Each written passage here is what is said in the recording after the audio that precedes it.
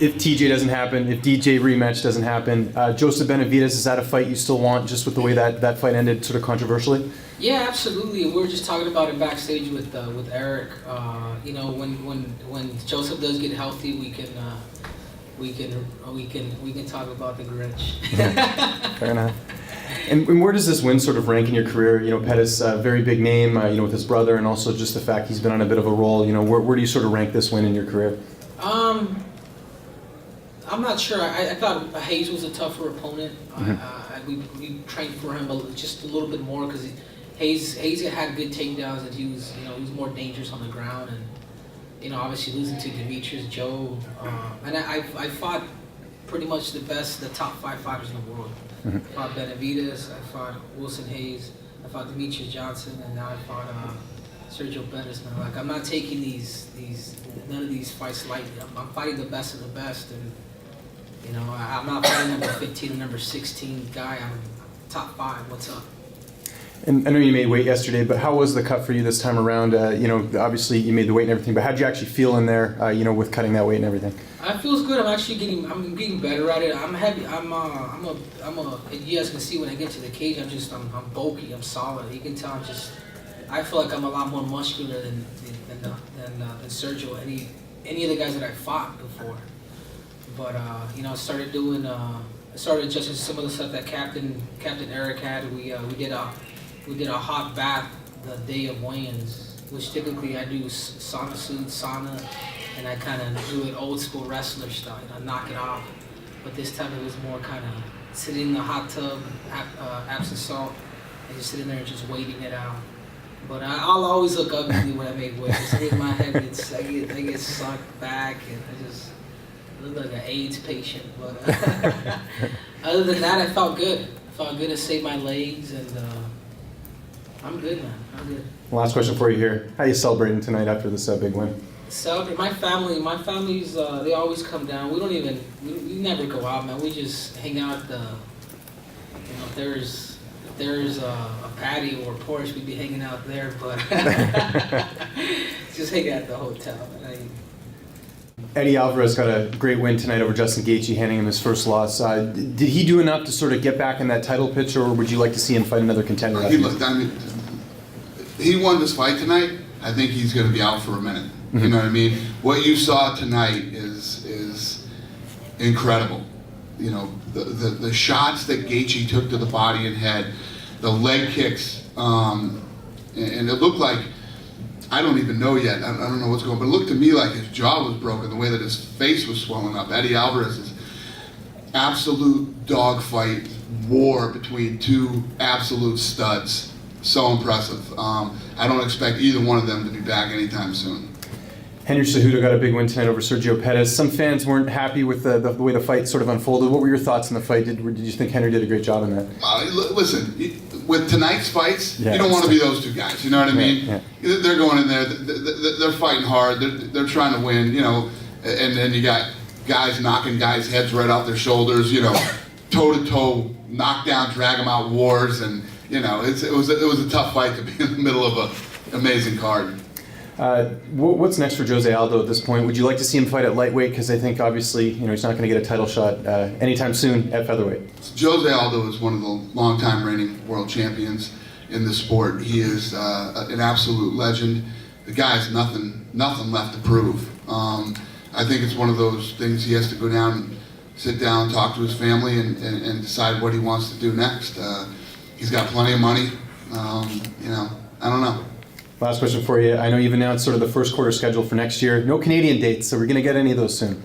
Yes, we'll have some Canadian dates. Any thoughts coming back to Montreal? It's been a while, and Georgia's back. It seems like good timing. Yep, I like it. If you got the bonus money, what would you do with it? Just sort of you know, pay any bills or anything? Oof, I have 1,000 things to do, my man. You know, I'm gonna do some good training camp because Stevie is a champ and he's a good guy. He's doing well.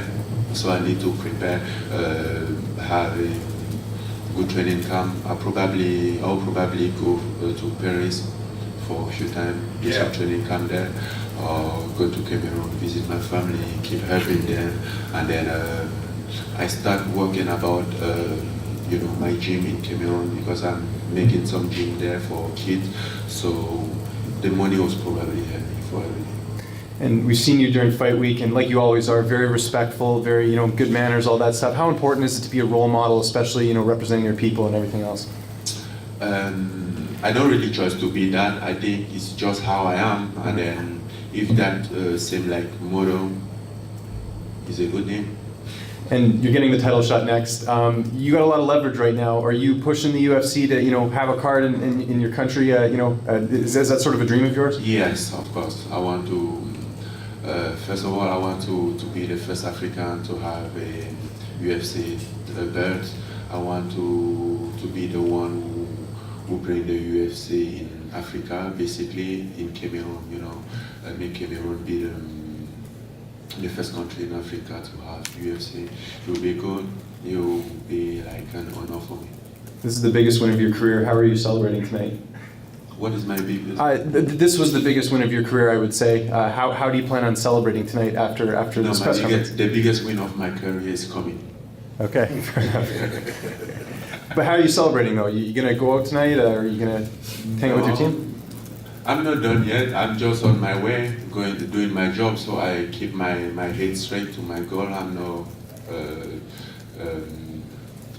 lose attention for anything, So that's why I'm saying I'm ready to go. If they just give me the title shot now, I'm ready to start the training camp tomorrow, Monday morning. I'm ready.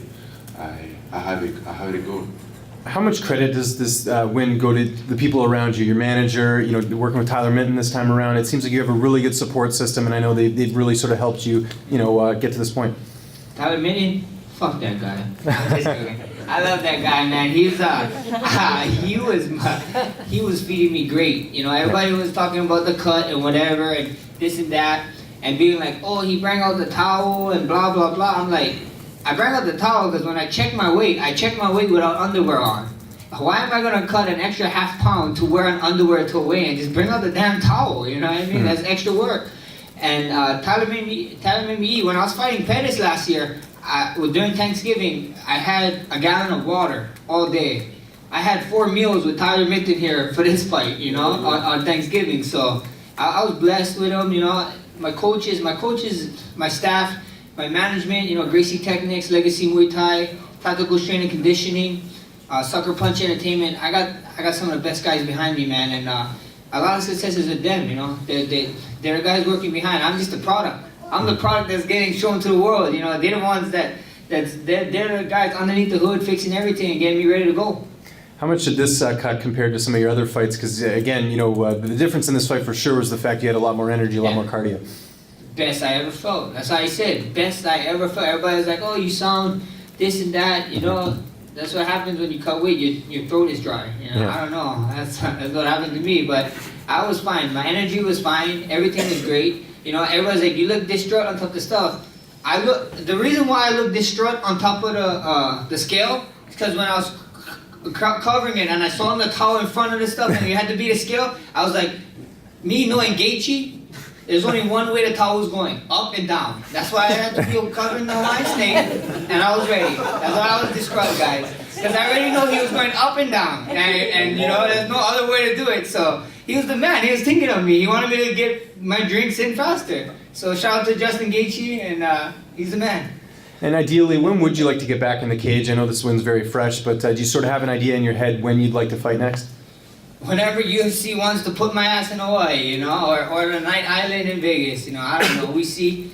I'm gonna sit down with management. I got my birthday, my girl's birthday, my son's birthday coming up. So we got a bunch of birthdays to celebrate. So I'm gonna do that, enjoy that, and if UFC come calling, I'll be ready. I'm always ready. And last question before you talk about the cupcakes. What's sort of your go-to cupcake? What's your favorite one? Oh, my favorite one is peanut butter jelly time.